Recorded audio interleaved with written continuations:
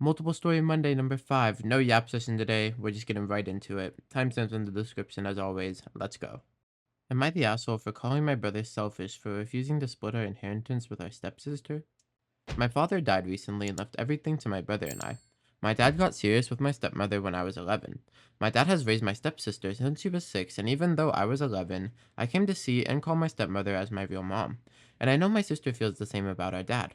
When my mom died, she left everything to him. And I don't know why, but dad changed his thing to leave everything to me and my brother. Or I guess his thing would be his will. My brother and I were always accepted and treated equally by her and her family.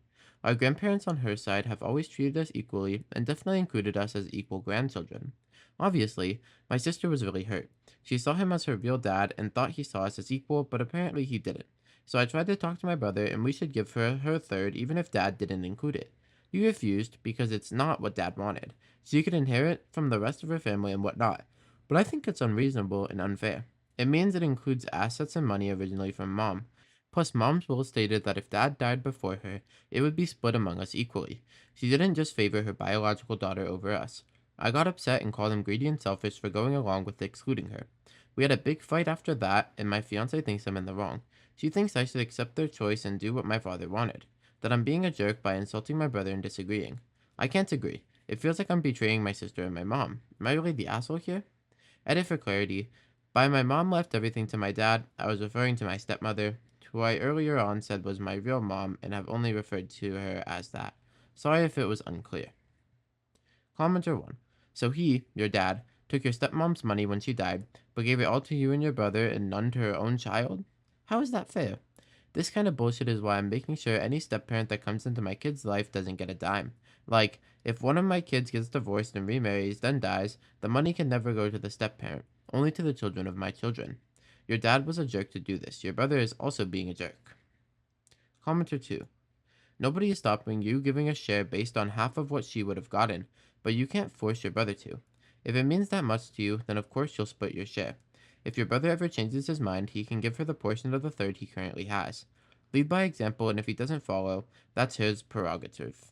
You know, it's kind of said that when money gets involved, people really do tend to show their true colors around you. And it's sad that even in a family matter like this, your brother still couldn't do the right thing and just give, your stepsister a third, which is what your stepmother would have wanted. And it sounds like your stepmother treated you great. So I don't know what their issue is, but maybe they just never really liked your stepsister, like him and your dad. But I really don't know. Anyways, let's just get into the update. Update. I know it's a bit of a delay, but thanks everyone for the responses. I appreciate everyone taking the time to offer thoughts and judgment, even if I don't agree with everything. After I posted, I gave my brother a few days for us to calm down and see if his mind would change, but it didn't. So I decided to talk to my stepsister. At advice from a commenter, I brought up suing under family provision, but she was against it and basically said the money isn't worth the time and money in court. So I told her I would just give her half of my inheritance. She tried to reject it, but I insisted and she ended up accepting. We talked a lot about everything and our parents. She was angry and sad enough to cry just trying to understand why dad did what he did. I reassured her that whatever dad thought, she's my little sister, I love her, and nothing would change that. Neither of us understand why this happened or what his reasoning was, but she's definitely happy and appreciative that I don't feel the same. Next week, I'm going to see someone to find the best way to give it to her to minimize losing a chunk to taxes and whatnot, but so far, I think I'm making the right decision. As for my brother, I just can't accept his choice. With how many people thought I was overreacting or wrong to expect him to do differently, maybe I'm being unreasonable, but I just can't see him in the same way anymore. He'll gladly choose money over his sibling, over his family. He clearly doesn't care about the unfairness on our sister. Maybe it'll change, but right now I just can't stand to be around him. I hope the money makes him happy because that's clearly what he loves more. Unfortunately, the situation didn't change too much, but I feel a lot more confident in my choice. While my fiance still ultimately thinks it would be best to follow dad's wishes, she understands that I want to do right by my sister and is alright with it. I'm glad I wasn't completely crazy or irrational in wanting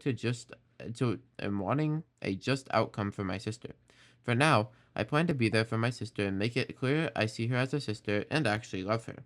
She deserves it with everything she's going through. As much as I feel from this, it must be much worse for her and she doesn't deserve it. Thank you for all the responses, judgment, and advice. I wonder what your dad was thinking when he split up the will between only you two and not the stepsister to just include her.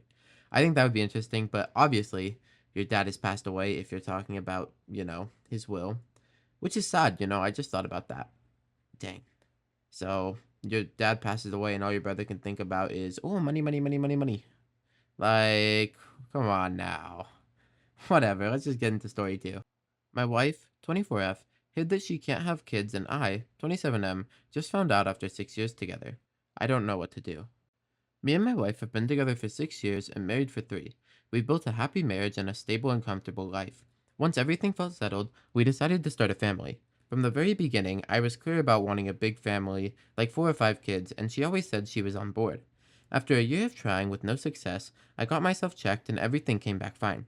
That's when she sat me down for a serious talk. She finally told me that before we got together, she had a medical procedure due to some health issues, and she's known this entire time that her chances of getting pregnant were negligible. I just went numb. Everything after that felt like a blur. She broke down crying and apologized over and over. I couldn't process it. I just left despite her begging me to stay and talk. It's been 3 days. I've just been drifting around the city and staying with my sister.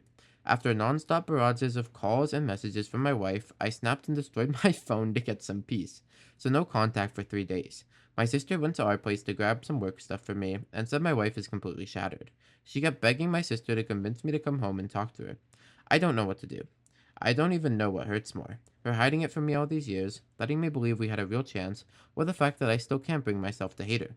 My mind keeps spiraling, and I don't know if I'm ready to face her or talk about it. I just feel lost. Commenter 1. Just go your separate ways. You are both still young, you have plenty of time to have your big family, and she will find someone else. OP. I really loved her. I feel like my head is going to explode with all the thoughts. Commenter 2. She says the chances of her getting pregnant are negligible. Has she been checked recently? Medical advances do happen regularly. Has she ever had a second opinion, or was she just told pregnancy is unlikely? Does she want kids, or is IFV a possibility? Adoption? The fact she hid it is atrocious, but you need to talk to her. If you want kids and she doesn't, or can't, then this marriage is over. OP. As I said, I haven't even got to the bottom of this. Once the truth hit me, I was on autopilot. Didn't hear anything. I believe I should talk with her, but my mind keeps questioning it. Okay, is the reasonable solution here not to just go talk to her about it and try to figure something out before just straight up divorcing her? Like, look, she lied to you for 6 years, I understand. But now, it's like, if you still care about her, then you have to talk to her, right? There's no ifs, ands, or buts about it. So let's just see what happens in the updates. Update, 9 days later. I posted the first one from my laptop while working, just venting everything I felt in the moment. I think it came off one-sided, so I wanted to give more context and clear up a few things people kept asking. Sorry if this isn't coherent. Some context about her I already knew is that she's an only child. Her family lived paycheck to paycheck. Her mom left when she was 13 and her dad raised her alone. He later turned alcoholic and abusive. When we met around 18, she already had anxiety, abandonment, and trust issues. Her dad passed when she was 19. Early into our relationship, I helped her get some therapy, however I could, and she leaned on me for everything. After her dad passed, I moved her in, and my family became hers. A lot of you told me to face it, and my mom also called saying the same. So the next morning I went home. She was a mess, and the house was too. When she saw me, she just froze for a second, then broke down and came to me crying and apologizing. I got her to sit down and calm down, made something for us, and we finally talked. The part she'd hidden when she was 16 was that she had a surgery to remove a cyst in her ovary. There were complications that caused internal scarring, and doctors told her a toned down version of natural pregnancy was extremely unlikely. That surgery put her dad into debt. Later, he spiraled into alcohol, stopped coming home, blamed her for being damaged goods like her mom, always fucking up his life and starting harassing her. That messed her up. She never had a checkup after that. Before we met, she was broke and barely coping with everything. After we got together, she said she didn't have the courage to find out more, scared of what she might hear, and terrified of losing me if I found out. She hoped for a miracle after reading stories of women getting pregnant despite similar issues. Everything fell apart when I brought up getting checked. I got myself checked secretly just to be sure, so I wouldn't stress her unnecessarily. Upon hearing her out, I lost my cool and went off on her for hiding something so serious. I told her I needed space and asked her to stay with my parents for a while so I could think clearly. She broke down, begged me not to leave, and she said she'd do anything to make it work. I dropped her off at my parents' place. By day 2, I realized I genuinely missed her. The house felt empty without her. I brought her back home. What she did hurt me deeply, but I realized I couldn't just throw her away like some of you said because I still love her. We're not talking much right now, and I'm still processing it all, taking it one step at a time. Many pointed out that if she hid something this serious, she could be hiding more. Honestly, that makes me uneasy. Commenter 1. I was one of those who said if she is hiding this, then what else is she hiding?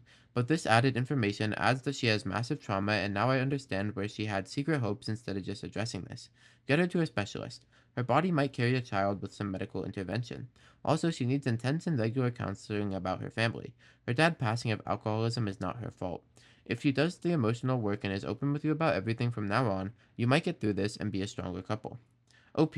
I am thinking about getting counseling as everyone mentioned first, and then exploring options with specialists on fertilities. Is this the right approach? Yes, this is definitely how you should go about this, and it's way better than just dropping her off at your parents' house and saying, "Bug it, goodbye," right? So, I mean, maybe it's not the perfect way to go about it, but it's definitely a good way to go about it, right? Especially if you want a family with her. And if it's not possible, then you guys might have to get a divorce, you know? But I think you should try everything in your power to make it, or you should try everything in your power before it gets to the point where you're just like, okay, well, if we can't have kids, then we're just done, you know? And that would suck. I don't want that to happen in update 2, but I guess we'll see. Also, this context is like crazy, bro. Like, this is definitely like, I understand why she was hiding stuff now. Update 2. 1 month later. Things didn't go the way I expected, but not in a bad way. My wife and I had the long heart to heart we've been avoiding. There was a lot of crying, talking, and honestly a lot of relief. She's in therapy now and putting in real effort. As for me, I am working through stuff on my own. I can see changes like she's calmer, more present, genuinely happier, and focused on her well being for now. I decided meeting a fertility specialist only after I'm sure she's emotionally okay. Something I realized during all this is that after marriage, I'd start taking her for granted. So I'm trying to change our dynamic back to a boyfriend girlfriend phase again, and for a while things did feel almost normal. Then 2 nights ago, she woke me up in the middle of the night after crying for hours, I think. She said she was terrified I'd eventually leave her because she might not be able to be a mother. She kept apologizing and begging me not to abandon her. I consoled her and assured her until she fell asleep holding on to me. The next day, I spoke to her therapist. She said therapy is pulling up old trauma and that fear of abandonment can surface suddenly, even when things seem stable. She also said it might happen again and not to worry. On top of all this, work has been overwhelming. I took on a new project months before this, and I haven't been able to spend as much time with her as before. I think everything hit her at once. Right now, I'm just trying to keep things steady for both of us. There's a lot on my plate, and I'm tired, but I am trying. Commenter 1. Good luck. Quick question. Why is your therapist disclosing anything to you? Therapy is meant to be deeply private and confidential. OP. Therapist isn't disclosing any confidential matters. She's giving me an idea on what's happening. Commenter 2.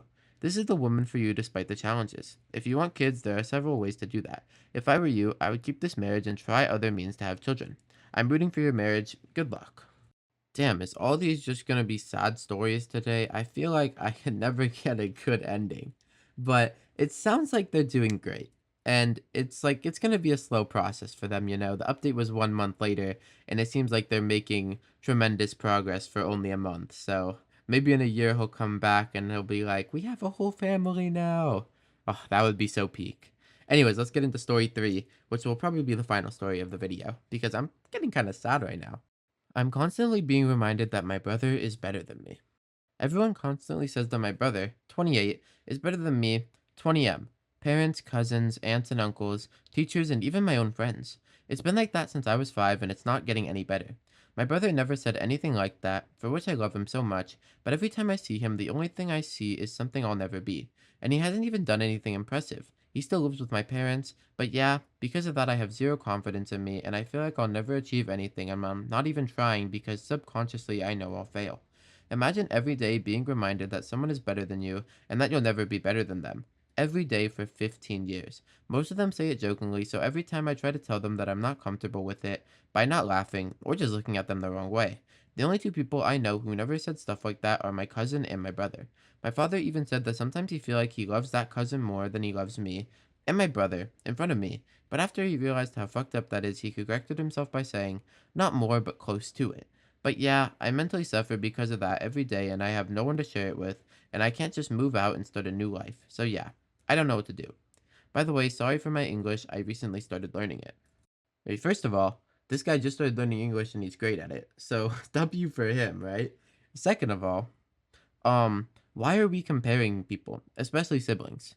Especially like okay, not like especially this time, but like they're 8 years apart, man. How can you compare someone who's 13 to someone who's 5? Like you can't do that. That's not okay. That's blatant favoritism, and it must suck.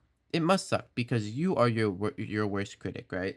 And if everyone around you is telling you that you're a failure, basically, then how do you think you're gonna react mentally? You're gonna feel like an even bigger failure in your head, even though you haven't even done anything wrong. The OP here is literally just living his life, and he's getting fucking he's getting verbally harassed for it for no reason by his own family too. So I hope this update is a little bit better because man, those first two stories already took it out of me. Okay, I can't handle this anymore, Reddit. Update. First of all, thank you everyone. I really needed that motivation to take control. And I'm sorry I didn't reply to everyone, it's just a lot of things happened. It happened this morning before my dad and my brother went to work. My dad said, loosely translated, your brother already got a job, when are you gonna get one? And I'm basically occupied with college because I'm mostly studying, and I got annoyed when he said that, and with the confidence you guys gave me, I told him that I'm not comfortable with how everyone is treating me. He said that he was just joking, and that I'm apparently still too young and he can't take me seriously. I basically said, fuck you, I'm leaving, and went to pack my stuff. He came after me and started pulling me, saying that I'm not going anywhere. I pushed him and told him that he doesn't decide anymore, and he told me if I leave this house, I'm never welcomed again. I continued packing my stuff, and he started getting physical and pushing me, so I pushed him back. He made a fist like he's going to punch me, but my brother stopped him and basically dragged him to the other room where I could hear them screaming at each other. I packed my stuff and went to a friend's because I had no idea where to go. My friend skipped work so that he could be with me in case something happened. It still hasn't, and that I can stay with him as much as I have to. That all happened in the span of 3 hours, and I'm still shaken, and I'll probably get a restraining order because if he pushes me again, I'll probably smack him. My mom is blowing up my phone all day, but I'm not picking up anything, and I think I'm done with this family. I just hope nothing serious happens. Edit update. I talked with my brother to meet up somewhere so he can give me some documents I needed, and we met. We talked for a bit, but he basically told me that my parents don't want to see me again, and I was okay with it. He told me if I needed something from him, to call him, but I don't think I ever will. I will be staying with my friend until the virus is over and I can find a place. He said he will hook me up for a month or two until I get my first paycheck, and after that I'll have to pay. I already found a job. It's not the best and it doesn't pay much, but I can't be a chooser right now. I guess my adult life begins. Edit 2. Holy, this blew up. I'm trying my hardest to read every comment, but there are just too many. I saw that everyone is saying that I should keep in touch with my brother. First off, I'm never leaving my brother. He's my brother and I love him. He's the only person who always supported me no matter what I did, and he is the most important person in my life as of now. When I said that I wasn't going to call him, I meant that I wasn't going to call him if I needed his help. I decided to do things alone and in my own way, but I'll always keep in touch with him no matter what. I also saw that some people say I overreacted. My father literally made a fist and was about to swing, but my brother stopped him. If he wasn't there, things would have been way worse and I needed to leave. And I didn't mind getting a job when he said that. I've actually been looking for one that can fit my schedule because of the virus. I have not been able to, and my father knew that he was just making fun of it. But thank you everyone, the supportive and the critical people. Why did your parents want you to stay in that house so bad? Did they want to like control your whole life and just let you be a punching bag forever? Like, God forbid the punching bag grows legs and walks out on you, man. What did you expect? Like at some point it would be too much, bro. It's like when the friend group's punching bag finally like has enough and they just sit there in silence and doom and despair and you're like, shit, we fucked up this time. But for me, I'm pretty sure it's like I'm the group punching bag, but I kind of don't mind it because I always think it's really funny because like then I just fuck with them back, you know. Anyway, sorry, this is supposed to be more serious than that. But for real, that's all for the stories today. I can't take it anymore. Let me know what you all think in the comments below, and I will see you all tomorrow. Goodbye, everyone.